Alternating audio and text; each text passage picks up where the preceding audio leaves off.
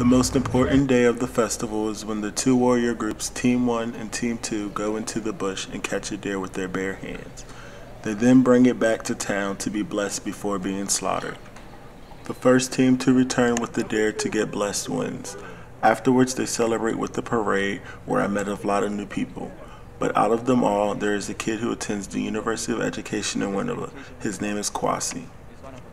He looks like your average Ghanaian, but when it comes down to knowledge, it seems he is on top of his game and above the rest.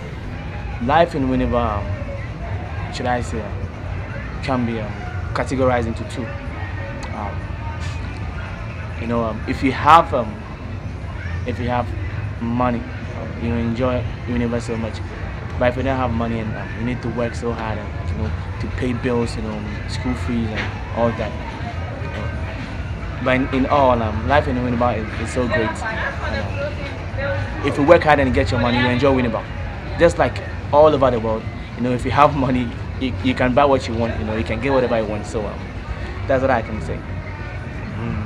I'm a student, a social science student. What's your major? I major in history. Yeah, with geography as my minor. For me, being in university, it's so great because you meet a lot of people with different character, different interests, different languages, and you just do your best to mingle with them and get along with everybody. So school is so great, and I enjoy being in school. And this university, EEW, University of Education Winneba, is one of a kind.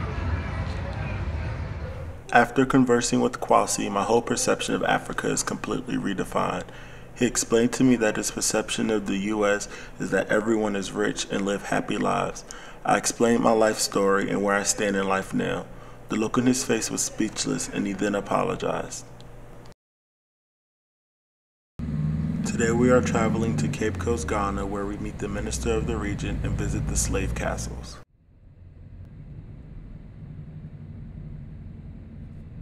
The Elmina slave castle played a major part in American history, being that it is the last place slaves spent their lives on the African continent before being shipped off to America in the transatlantic slave trade.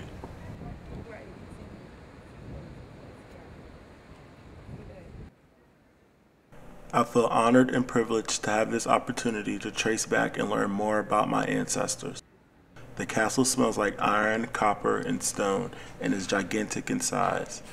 Seeing the dungeons makes me appreciate life more.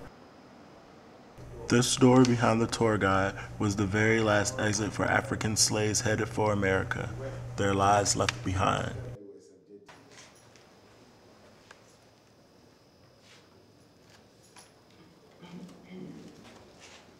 In some areas of the castle, when I'm alone, I think in my mind the horrifying things that went on, and I get unexplainable vibes.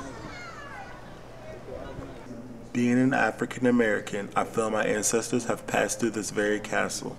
I feel it's my duty to inform our generation and the people of America that our ancestors have suffered and paved the way for us today, and it's our responsibility to learn our history and use it as our motivation and guide to change and unify the world. Now that I return from Africa to the States, I have learned that I should cherish my life every day and not take my possessions for granted. In Ghana, the children who are getting an education really cherish the opportunity and work hard to progress. They are very thirsty for knowledge. Some children in Ghana have to work and don't have the opportunity to go to school, but wish they had the chance. It seems that no matter what a Ghanaian is doing, they are happy and take pride in it, and I believe people here in the U.S. can really benefit from that. I sincerely believe that accepting Winneba as Charlottesville's sister city will allow both communities to benefit from each other. Charlottesville has a lot to offer Winneba, and I feel that Winneba will return the love by offering any and everything possible.